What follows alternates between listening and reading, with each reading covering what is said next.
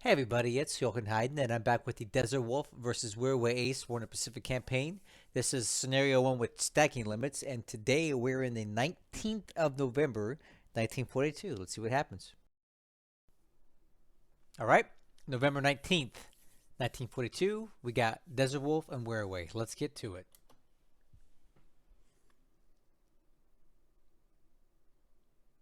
Alright, and we start with the usual Coast Watchers. This is nighttime. Already I see some sort of activity at Tulagi.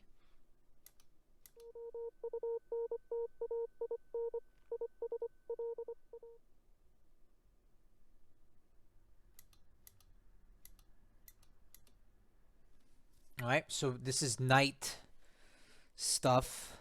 Okay, no night bombing. We're getting close to the moonlight being correct for it, though.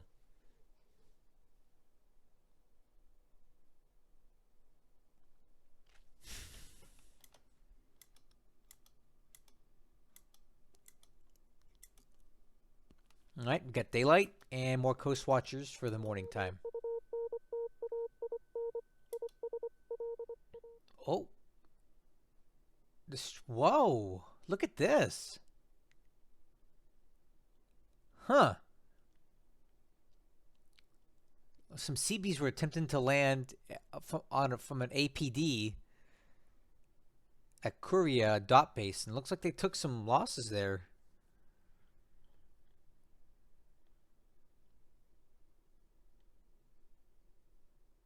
Hmm. All right, Japanese ASW getting some spotting in there near a quadrilane.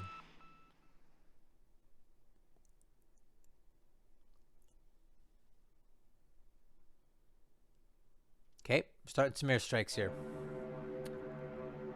Oh, hey, so these P-38Gs, these belong to Richard Bong and company. So the P-38s are coming in at 39,000. The Knicks are coming up to meet them. They're not going to survive this. Hey, Richard Bong might actually get a kill. Finally. These Knicks are history.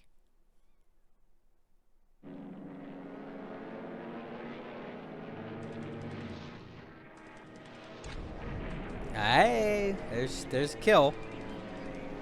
Let's see if let's see what else happens here. These Knicks have no chance, man.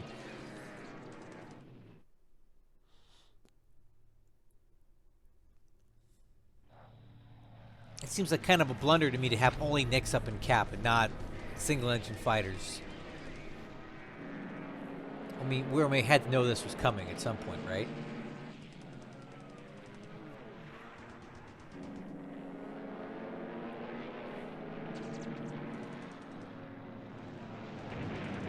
Here's another one.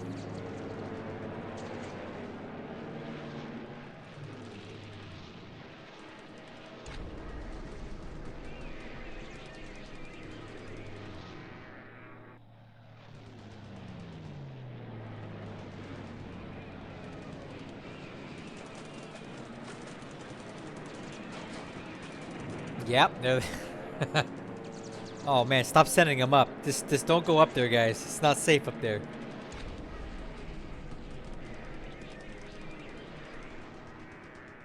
All right, so that sweep went very well. All 25 P-38s actually got up and airborne. At least 2 Knicks destroyed. I count 3, and I'll be wanting to see if Richard Bong got a kill finally here. P-38Es coming after the fact. Nothing happened.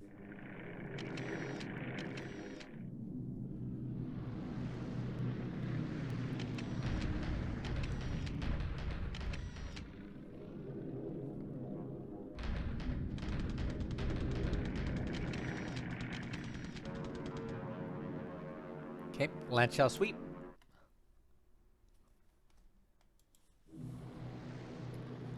Lily's bombing way behind the lines again. And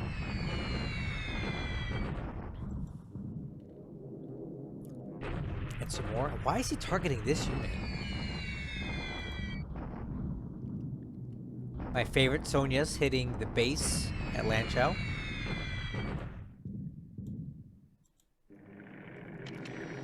And more Sonya's hitting the impassable Hex.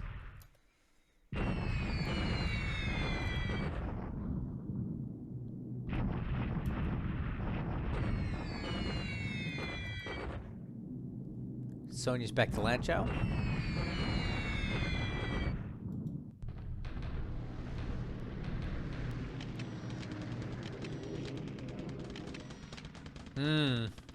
It's time for the daily Naru plastering here. Still catching Japanese aircraft on the ground. And a lot of casualties to the troops.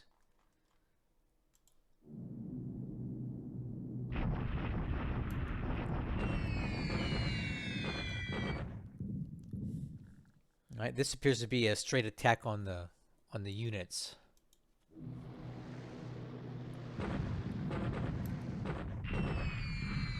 Alright, this is targeting a tank company. More American P-38s sweeping Malloy Lap.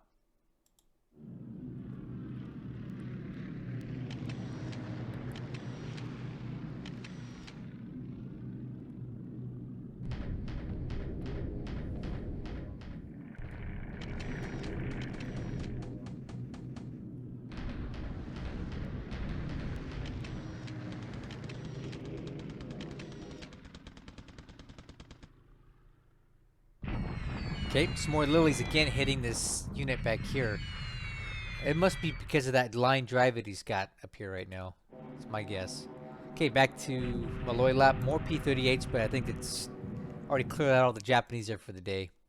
Okay, AM face is done.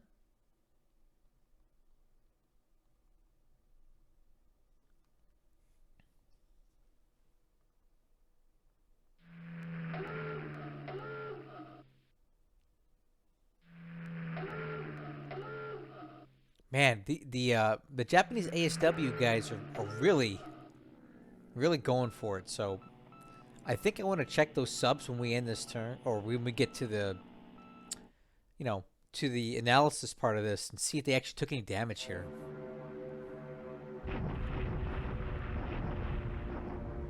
Okay, another sweep of Lanchow.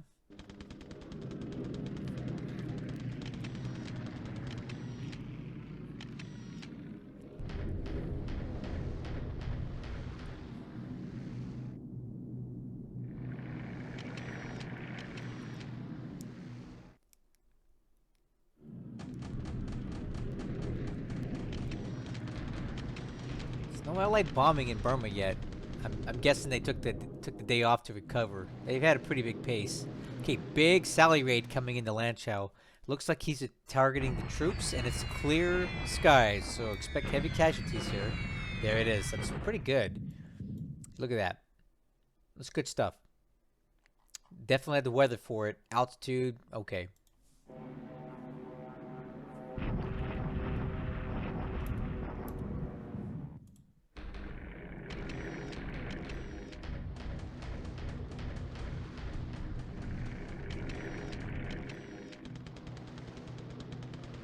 A lot of recon going on. Oh, we're not done destroying Naru yet. Damn. These units are getting tore up.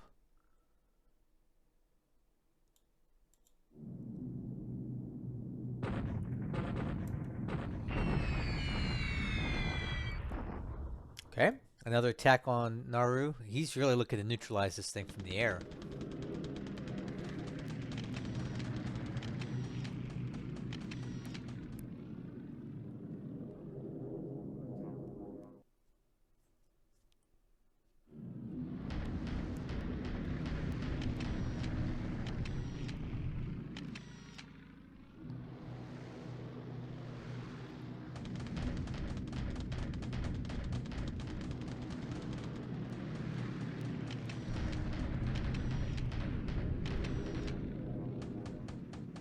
All right, there's your air phase. So now we'll go ahead and get ready for some land combat. Hopefully there is some and not just a bunch of bombardments again.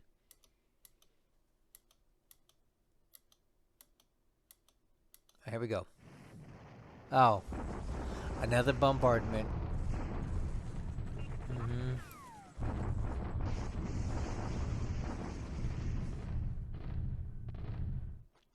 I mean, it's doing something, but I think a wholesale attack would do the same thing, and he would have already had this place. And another bombardment here. It's not really yielding anything. Let's see how this goes with Tungi. Almost nothing accomplished there.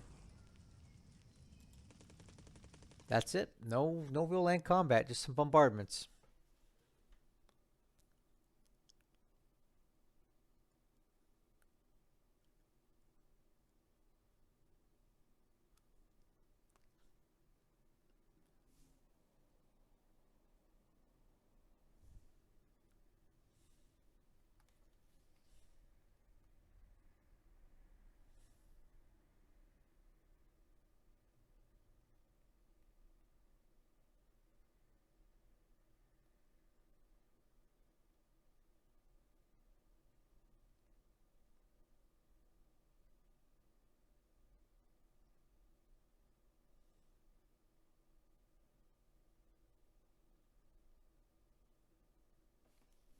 Alright, we're just finishing up the turn here.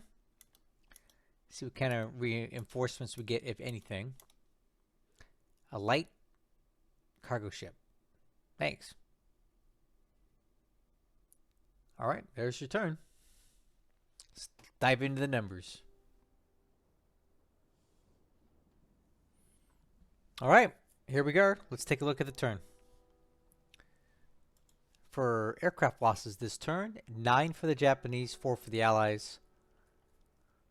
We're looking at 4 Nicks shot down in the air. That seems to match more or less with what we saw. And a spattering of other miscellaneous things. For the Allies, they lost a Wirraway, a Lysander, a B-24, and a PBY-5. And the Japanese, you can see here. Top pilots. No pilots lost for the Allies this turn. Army lost points. I'm showing 1 for the Allies and 1 for the Japanese. No ship sunk. Political points. All right. So last turn he had 216. This turn he has 188. So that means he spent 78 political points last turn. And that, I'm not quite sure where that is, but that sounds like the equivalent of maybe buying out a regiment or something like that. I don't know exactly where he bought it, but he definitely spent some money on something here. For the turn, the Allies went up an additional 19 points, bringing the Japanese win ratio down to 1.587. Okay, I reviewed the combat report. A lot of flights and such, but nothing really noteworthy here. I went through the SIGINT, and you guys can pause the video if you want to take a look at it yourself, but I didn't see anything particularly noteworthy on here either worth talking about right now. Ops report, on the other hand, there's a couple things. So we see here that there were some kills by these pilots, and these are the same guys in the Richard Bong unit. And I want to show you something here. It doesn't mention all the kills. So Richard Bong and friends are here at Tarawa in this squadron here. And if you take a look, boom, old Richard Bong got his first kill, guys, finally. So these guys got kills up here, and he got one, and somebody else got one too. But I'm guessing it's Heath. Anybody with basically green in their experience probably got a kill this last turn. But congratulations, Richard Bong. You're on the map. You're on the board. And let's see where this goes, because this is probably one of the absolute best pilots the Allies have. And we can kind of confirm that by going to top pilots and sorting by experience. Oh, I know there's more than that. Hold on. There we go. Let's sort by experience. Okay, so we have a two-way tie here for Major Lynch and Second Lieutenant Bong. They both have 86, but definitely very big numbers here. So let's see who can get. Let's see who can get to 90 first. You guys want to take any bets? All right. Also, remember how we saw a lot of Japanese ASW activity up here near Kwajalein? Well, I saw this. Where is it at? SS S30 reported hit.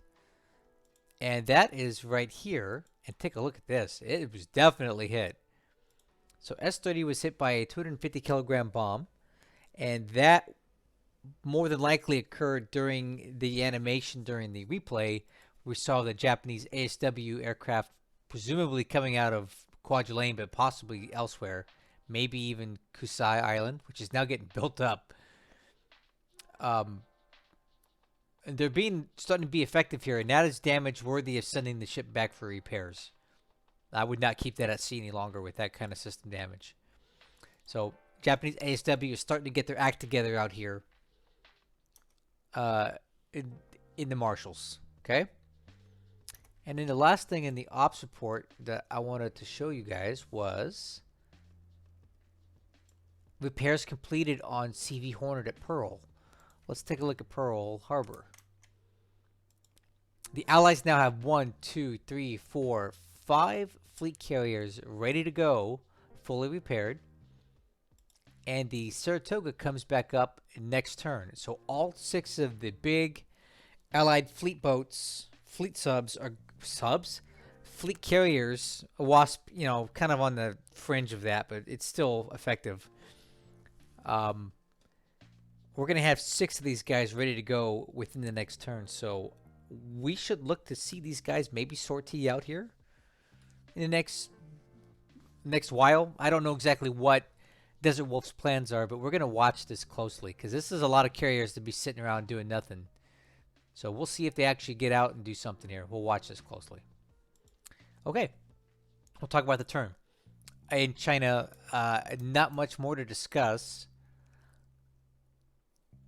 We're still not attacking in Lanchao, and I don't know how much more sign he needs, but I'm gonna stop talking about it. He'll attack when he wants to. No amount of me yelling and screaming at the monitor here is gonna compel him to do anything. So he'll attack when he attacks. Let's take a look at this down here, though. This is kind of an interesting thing. We have the Japanese going for some sort of line drive down here through the mountains. And it does appear that Desert Wolf is finally reacting to this. And he's sending troops down to block these 3 hexes here. You can see the units got the little arrows pointing to the southeast. They're going to move here, here, and here and block off whatever this is. Now, this unit here has been getting hit pretty hard by the Japanese bombers. You can see that their disruption and fatigue are pretty high because they took a lot of bomb hits. The actual casualties weren't that extreme, but the amount of bombs that are dropped on them is disrupting them. So from where I'm sitting, it looks like Wirraway's trying to cut the supply road here, and he's driving through this way, but I think he's going to find himself cut off and isolated when he does that because he may get into here, but he's going to be blocked. As soon as he goes into this hex, this unit behind him will close in and block off the hex, and this unit will be trapped in there. So my guess is that Wirraway can see what we see, or he's probably able to see this, and he may want to think twice about continuing this drive to this road junction here because he'll find himself trapped and isolated and possibly in a situation where he gets himself destroyed. So let's watch this a little more closely since it's definitely turning into something. All right. In Burma, Thailand, I'm going to be honest with you guys. I don't have a good read on what's going on here. This is really muddled to me. There's units moving all over the place, and I can't see a coherent plan here. And I know Desert Wolf has a coherent plan. I'm not saying he doesn't. I don't know what it is. I can't read it right now. There's troops moving all over the place. Get guys going one way, going the other. I don't know where he's going. I don't know where the Japanese are going. This whole thing over here, which I thought was some sort of envelopment, has ended up maybe not being so. But I think Desert Wolf told me a while ago, the intent of this may not be to envelop, but to stretch out the Japanese forces and force them to keep from getting encircled. So as he continues moving down this line of advance here, right? The Japanese must react to it, and now see they're moving units to block the advance of these guys. But every time they take a unit and put them down here, they're taking it away from Lashio, from this hex, from this hex, from this hex. It's stretching the Japanese out and making them spread their lines to prevent getting cut off. I think that's kind of what's going on here. I think Desert Wolf told me that. I don't want to act like I figured this out on my own, because I thought he was going for some sort of supply line cut, and that's not necessarily the case. It's just a distraction to make the Japanese spread out. Other than that, I don't know what's going on here. And I don't know what the Japanese are up to either. And it appears they've pulled all their fighters out of Tavoy. I don't see any real fighter forces anywhere in Burma or Thailand. So I think the Allied bomber presence has really scared the Japanese into retreating way back outside of bombing range so they don't just get run over. Oh, and also from P-38. Where are the P-38s? Are they at Akyab? Yeah, P-38 range as well. I think they're kind of afraid of that. This unit is now... Okay, oh, so they've moved up to Prome. Were they there the whole time? Maybe they were there the whole time and I just missed it. Okay, the P-38s are here at Prome. These are the guys that did that crazy sweep a couple turns ago. Remember the Expertin? They're right here. But I don't know what the plan is in Burma. I can't see it. If you guys see it, let me know. Okay, now we're going to move all the way over to the Marshalls and the Gilberts. We saw the forces on Nauru get hit again. The base is fully trashed. It's not being repaired. Or it's not being repaired faster than it's being destroyed. Yeah, I wouldn't want to be a Japanese soldier on Nauru right now. The more I look at it and the more I read your comments from the previous videos, it does appear to me, if I were a betting man, that Nauru is not actually going to be invaded right now. I think it's just going to get cut off and isolated and bombed into oblivion. I don't think that Desert Wolf really wants to take this right now. That's a lot of troops to overcome, even if they're damaged and shattered. It is far away. It does seem more likely to me that Mili will be the next place for him to go into. So I do want to correct something I said in the previous video, because I spoke to Desert Wolf about it, and he wanted me to, well, he wanted me to know Island Size 2, Island Size 1, and ATOLs all will trigger a shock attack when you land. So landing at Nauru will be a shock attack, and that means you got to come in with a ton of troops to have any chance of overcoming this garrison here. And that would be a tall order, at least at right now. So yes, a shock attack will be triggered at an Island Size 2, 1, or ATOL. I thought it was just an ATOL, and I wanted to correct that narrative based on information that Desert Wolf told me after watching my last video. Okay. There's a lot of ships happening here, a lot of task forces. We saw some troops lost landing on Korea, but it looks like he's trying to build this base up for whatever reason. We see more troops landing on Macon. They're reinforcing that. We have troops loading up here, I guess. We've got troops unloading, loading here. I don't know. I need to see the next turn to kind of put together what's happening here. But there's a lot of ship movement all through here. I can't definitively tell you anything right now as to what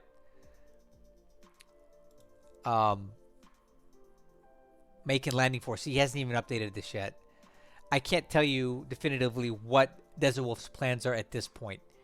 So we're just going to have to keep watching it and figure it out. But again, Nauru is getting jacked up.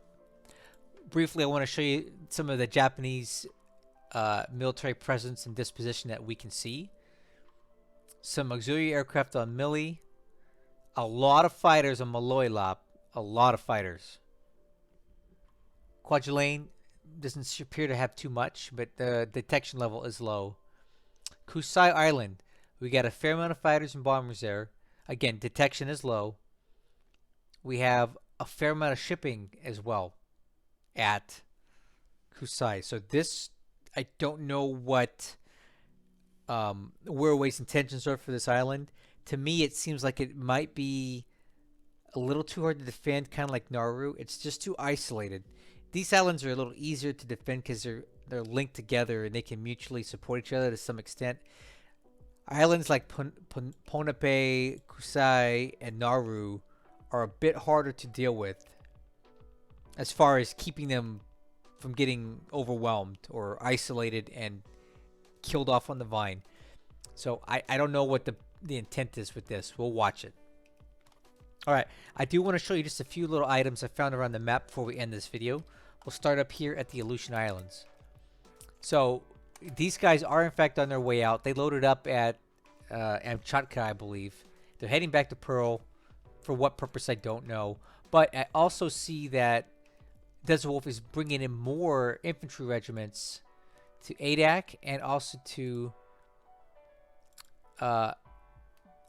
Amchatka. So he took some troops out and he's replacing others here. So he is keeping a garrison in this area just in case, on the off chance what I was saying about the Japanese is correct. He has a plan for that just in case they come back again. All right, here's something that I thought is a little strange. I found this AO task force. Right, these are replenishment ships, the fleet refuelers, the oilers. He's got these guys loading fuel and appear to be set for Adak. I can't quite figure out why he's relocating these AOs up to Adak, but he's sending a lot of destroyers with him too. And these destroyers are a bunch of Sims and Bristols. I don't know what the intent is with these either, but I just want to show it to you. So a lot of destroyers and 4 AOs are destined, at least for now, towards Adak. We'll watch it and find out why. All right, over here. The Wichita and the Columbia are now on the map and are on the way to Christmas Island. They have 46 hexes to go. They're moving at 8 per day. So if my math is correct, let's see. 48 divided by 8, 6 days. So about 6 turns, we should see this task force over to Christmas. And from there, I assume they're going to take on a little bit of fuel and continue on out here somewhere. But I don't know exactly. So we'll watch this too. All right, the last thing I want to show you, and I mentioned this a turn or two ago, and maybe Desert Wolf heard me, or not, I don't know. These turns may be way in the past. The Smith and the Castle, which were originally going for Suva, have been redirected now, and they're going to Auckland, and that is what I thought would be the best course of action for these, given the amount of the flotation damage that the Smith has taken. Right, this one can be repaired by a repair ship. This one cannot because it's over 5 here. But it makes sense to send these guys as a pair down to Auckland. So that's where they're going. So at least I kind of called that one right. And they'll get fully repaired and get back in the fight. All right, that's the turn. I've been talking long enough. 16 minutes of this. I think I covered all the important stuff. But if you think there's something I'm not covering and you would like to know more, please post in the comments what it is you'd like me to talk about in future videos, and I'll give you that visibility. I'm sure there's things I'm not seeing or things I'm not really focusing on that you want to see. So by all means, let me know if there is something you want to see, and I'll show it to you. Desert Wolf has given me full latitude here to show you guys what you want to see. He trusts his opponent Wirraway not to watch these videos, and I see no evidence that Wirraway is even on YouTube to do it. So there's no OPSEC concerns here as far as I'm aware. Desert Wolf hasn't made me aware of any, and he hasn't told me not to show you stuff. So if that changes, I'll tell you, like, hey, Desert Wolf doesn't want me to show you some stuff, so I'm not going to talk about it. Until he does, though, you ask and I'm going to tell. Catch you guys on the next one.